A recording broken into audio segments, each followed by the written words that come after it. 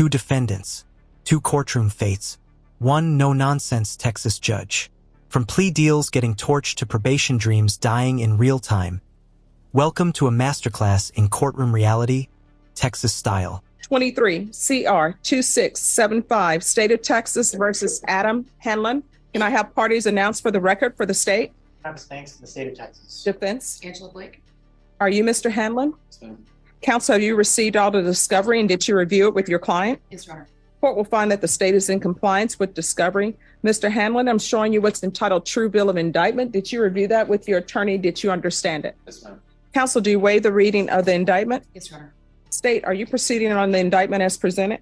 Your Honor, the state moves to proceed on the lesser included assault, bodily injury, family, class A. Any objection? No objection. So the complainant in this case, is this complainant his wife or is this the daughter? Who is this complainant in relation to him? Girlfriend. All right.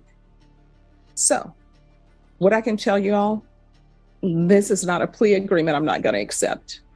Is the complainant aware of this plea agreement?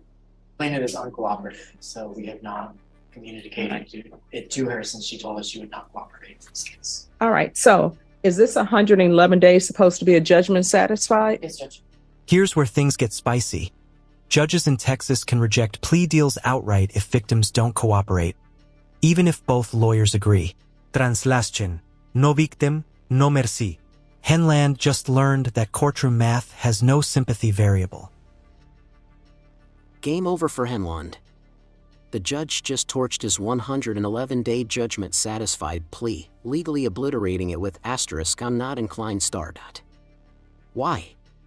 Texas law lets judges override plea deals when victims are uncooperative, like Hanland's wife. Prosecutor's partial defense hint? Irrelevant. That hammer injury didn't save him. Now he's taking 160 days and a lifetime domestic violence stamp. Brutal lesson: never assume the court will rubber stamp deals. All right. So I'm not inclined to give him 111 days judgment satisfied on assaulting. There are circumstances that he does have a partial defense to the case, Your Honor, but he is not pursuing it. There was the complaining witness did use a hammer on him during this incident. Mm-hmm. And so he had injuries as well. All right. I'll agree to 160 days based upon what you're telling me. I think that's more appropriate than 111 days. So if y'all want to do that, you can. If not, then it'll be set for trial. But I'm not going to give him a judgment satisfied. We'll accept that, Your Honor. All right. Do y'all want to? I can mean Right. All right, I'm showing you what's entitled Court Admonishments and Defendants Waivers and Affidavit of Admonitions. Did you review that document with your attorney? Did you understand it? And did you sign it in all the appropriate places? Yes. Did you understand the state is proceeding on the lesser included offense of assault, bodily injury, married cohabitation? That's a Class A misdemeanor. The range of punishment is anywhere from a $4,000 fine and up to 1 year in the Bexar County Jail. Did you understand? Yes. If you have a plea bargain agreement with the state, the court does not have to follow your plea. If for any reason the court doesn't follow your plea and gives you more than you bargained for, the fact that you entered a plea will not be used against you and you will be allowed to withdraw your plea. Did you understand? Did you understand you have a right to jury trial, a right for you or your attorney to confront any witnesses the state will call, and the right to remain silent? Did you understand by entering this plea bargain agreement, you were giving up those rights? And did you intend to give up those rights and enter into a plea in this case? That's fine. Counsel voluntarily waived and consented to stipulation of testimony and stipulations. Court will accept into evidence states exhibits 1 and attachments. The court has reviewed the same. The court will find the defendant guilty. Are you proceeding with sentencing? Yes, Your Honor. Anything you wish to say on behalf of your client? Just ask the court follow the plea bargain. That's it. Guilty, and with a family violence tag that follows you for life. Question for you: should judges have the power to overrule deals when victims go silent? Drop your verdict in the comments. All right. Are you the father of the unborn child? I don't know yet. Oh, well, that relationship is not going well if you don't know. Mic drop moment. Hanland's "I don't know about paternity" just earned him the judge's icy verdict. Your relationship is over. Legally, this isn't just shade, it's setting up a lifetime no-contact order. And note the prosecutor's silence. They knew this uncooperative victim made Hanland's excuses radioactive. Would you trust this man near a child? All right. So this is what the court is going to do. The court is going to sentence you to 160 days in the Bexar County Jail, give you credit for any time served. There's a $500 fine, time and money to run concurrent. There's an affirmative finding of family violence. There's to be no contact with Digna, D-I-G-N-A, Maria Narvaez, Nevarez Romero, outside of court proceedings. So if you're going to court to prove paternity or some other reason for going to court, then yes. But otherwise, your relationship is over. Do you understand? Yes, ma'am. Showing you what's entitled Trial Court Certification of Defendants' Rights to Appeal. Did you review that with your attorney? Did you understand it? And did you sign it? Yes, ma'am. Because this is a plea bargain agreement, because I followed your plea bargain agreement, and because you waived your right to appeal, you do not have the court's permission to appeal. Do you understand? Because there's an affirmative finding of family violence, you're not allowed to own or possess any weapons or ammunition. If you have a question over what a weapon or ammunition is, you'll need to speak to an attorney. Do you understand? All right, we can go off the record. You're going to have to make better decisions. Right? And if you cannot. Unexpected twist. The judge's mocktail manifesto isn't just comedy, it's a legally strategic admonishment. By suggesting Sprite/cran lemonade, she's documenting Hanland's alcohol-triggered violence for the record. Translation: future violations equals max penalties. Pro move: Texas judges weaponize life advice to deter recidivism. Refreshing? Absolutely. Legally lethal? You bet. Drink responsibly, and it causes you to have criminal cases, you should not be drinking. And there's nothing missing by drinking. You know what is a great drink? Sprite. And if you add a touch of lime to it, it's so refreshing. Coca-Cola, add some lemon to it, so refreshing. That's what I do. And Cappy's has a great drink that I've tried to duplicate and I can't. It's cranberry juice with lemonade in it. And the lemonade surrounds the cranberry, but it tastes so great. So there are other things, other drinks to enjoy other than alcohol. I understand that. All right, sweet tea, sometimes people put too much sugar in it, but oh well. Good luck to you, okay? Thank you. Thanks. You're welcome.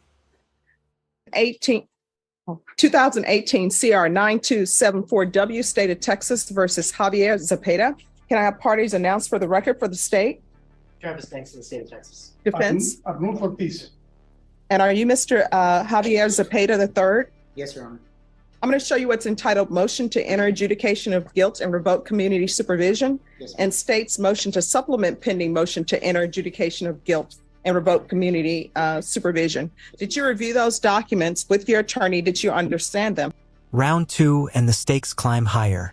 Javier Zapeda once got probation for family assault. Now he's back, accused of vanishing from supervision. But this isn't just about missed check-ins. It's about addiction, redemption, and consequences. Yes, ma'am.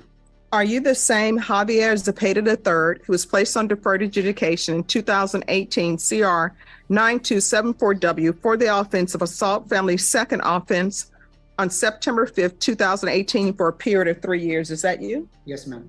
All right, state. Violated condition number 5 in Bexar County, Texas. The defendant Javier Zapeda III did then and there fail to report to the supervision officer in person for the months of May 2020, June 2020, and July 2020 in violation of condition number 5. How do you plead to that? True or not true? True. The state will waive and abandon the other allegations in the motion. All right, any objections? No objection. Did you understand by pleading true to violation of condition number 5, the court could find it true, grant the motion, find you guilty, and sentence you up to 10 years in prison and up to a $10,000 fine? Yes, ma'am. Knowing that, do you still wish to plead true to violation of condition number 5? Yes, ma'am. Court would find violation of condition number 5 true. Is there an agreement? Your Honor, there's not exactly an agreement. The state is recommending that the defendant be revoked and sentenced to 5 years, but I believe defense has their own request for the court. All right, defense, what are you requesting? My client, his family, his employer, and I are requesting that he be allowed to do inpatient, to be allowed an electronic monitoring device, and to continue on probation. We would not be opposed to extending him as long as it's physically possible. And we have witnesses, we have some testimony we think the court will find relevant. All right, probation? Your Honor, this case expired in 2021. So an extension of probation at this time would not be an option. Yes. I understand, Your Honor. We have in the courtroom today, Mr. Joe Ricky Naranjo, his employer. Mhm. We have his mother, and we have his father. The problem here is that this man has been a heroin addict, Your Honor, and he's trying to bring that under control. Even while he had absconded, he has been going to get methadone. He's been going to the methadone clinic. And his mother's a witness to the fact that she takes him every day to the methadone clinic. And the father is here to testify that he himself has been on methadone for 10 years and is supporting his family and has a full-time job, is a supervisor, and he's a methadone user, and that's how he fights his cringes. And this young man. Heartbreak alert. Zapeda's family testifies he's a methadone patient, not a fugitive. But legally? Disaster. Texas probation requires court-supervised treatment. His DIY clinic visits equals absconding. Judge's brutal truth. Felony drug court gave you tools. You didn't use them. This is why harm reduction clashes with probation rigidity. Worthy defense or dangerous precedent? Taking methadone. So this is the question. Here's the thing. These are the answers I need to make an appropriate decision in this case. Now, even though I cannot extend you, I can find you guilty, and I can give you regular probation. Yes, But ma'am. there are questions that I have that need to be answered. Yes, ma'am. And those questions are going to be, where has he been? And what has he done on probation? Tell the court what program. Can you raise your right hand for me, please? Do you solemnly swear or affirm the testimony you give will be the truth and nothing but the truth, so help you God? Yes, ma'am. All right, you can lower your hand, state your name for the record, please. Javier Zapeda III. All right, off the record for a moment. Could I see the attorneys on, so where have you been? I've been working, ma'am, and staying with a family member. I actually have 3 jobs. All right, so you were in felony drug court Yes, ma'am. and you didn't do well. Felony drug court is a good program. And what I have is that you were sent to felony drug court. You were placed in ISF. You were returned back to felony drug court. And by the end of April 2020, you were testing positive for opiates and marijuana. You continued to use drugs. You were not in compliance with felony drug court outpatient treatment. And then you stopped reporting. And then you contacted your case manager. And I'm aware of all the parties in felony drug court because I used to be an attorney in felony drug court. Yes, ma'am. I'm aware of that. You contacted her in July 2020. You requested help. Yes, ma'am. So they arranged for you to go to detox, go to Center for Healthcare Services, and then be transitioned to lifetime residential treatment upon detox. Yes, ma'am. You entered detox, then you left detox. Yes, ma'am. Then a warrant was issued for you, and then you stopped communicating with felony drug court. Yes, ma'am. And there it is, the judge's breaking point. Zapeda's I got scared defense just detonated in court. In drug court, relapse isn't fatal, running away is. She's not mad at addiction. She's furious at avoidance. I got scared. Well, no, I had a kid on the way, so I made a don't stupid use that choice. fear thing No. with me. And let me just tell you why I don't use the fear thing with me. Because I'm reading this, and felony drug court, I know how they work. when people relapse, they don't immediately cut you off. Yes, ma'am. And that's evidenced by the report that I'm reading, that they gave you chance after chance. They sent you to detox. So you leaving detox, don't try to use your child as an excuse. I had a baby on the way, because that wasn't the reason why you left detox. You left detox because it got hard and you wanted to use, and you're continuing to use. So do not use your child as an excuse for why you are not clean and sober. Yes, ma'am. So I don't believe there's anything that I can do for you, because felony drug court has tried it all. You absconded from felony drug court and they still accepted you back after you absconded. They were giving you help, and then you absconded again. And I understand that there comes a point in time in people's lives where they're like, okay, now I'm ready to do it. But at some point in time, the court can't continue working with people who don't want to be worked with. And your problem is your chances to be worked with have elapsed. There is no chance to be worked with. You're going to have to do it on your own. When he wasn't reporting, he was taking methadone to make sure he did not go down the spiral. He was trying, and his family's here to say that they worked with him with that. But all he had to do was pick up the phone and call felony drug court. Have you read? I'm going to read this to you. You've been an absconder for almost 3 years. As an amended condition of probation due to a motion to revoke, Mr. Zapeda was placed in the felony drug court program on January 24th, 2019. That was me who did it. It says, Mr. Zapeda struggled to anchor in with outpatient treatment and admitted a drug relapse. And I can tell you, when I placed you there in 2019, I had to call them and say, please accept him. I know y'all are booked and don't have room for him, but he's on the edge. Can you please accept him? And they did.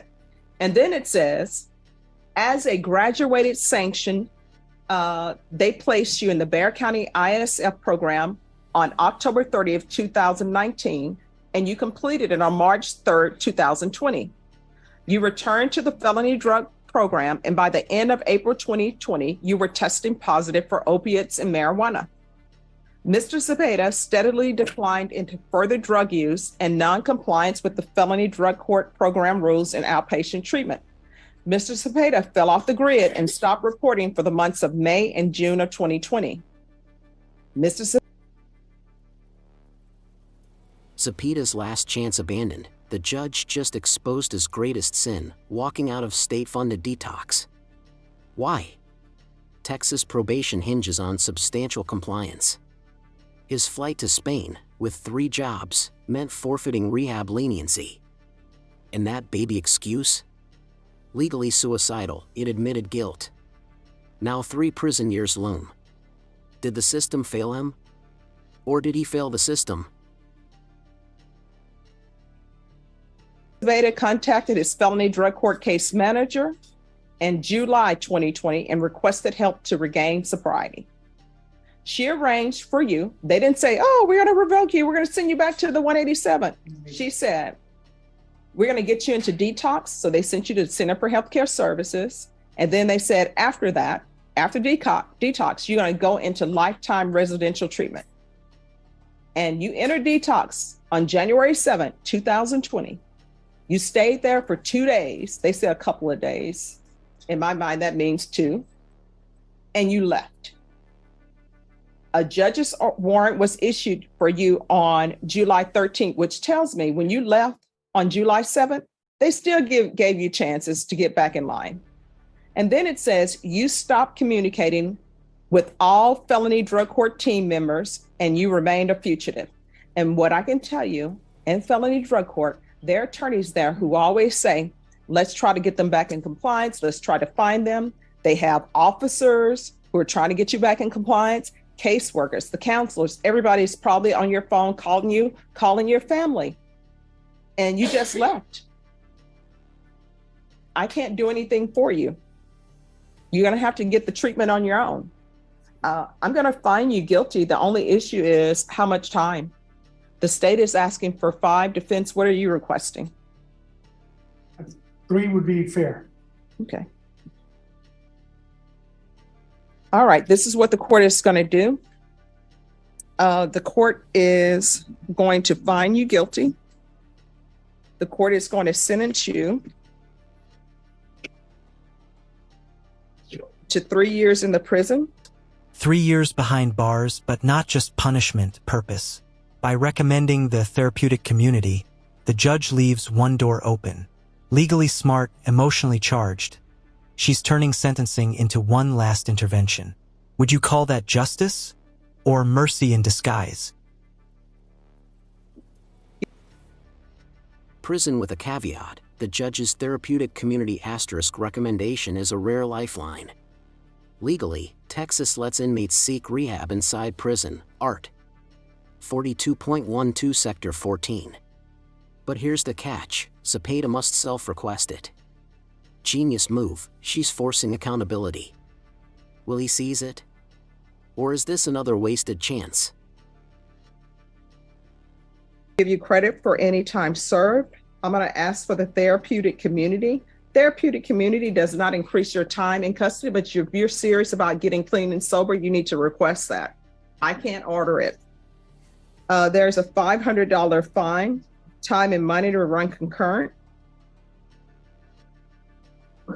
There's an affirmative finding of family violence. There's to be no contact with Carla Chavez. Yes, ma'am.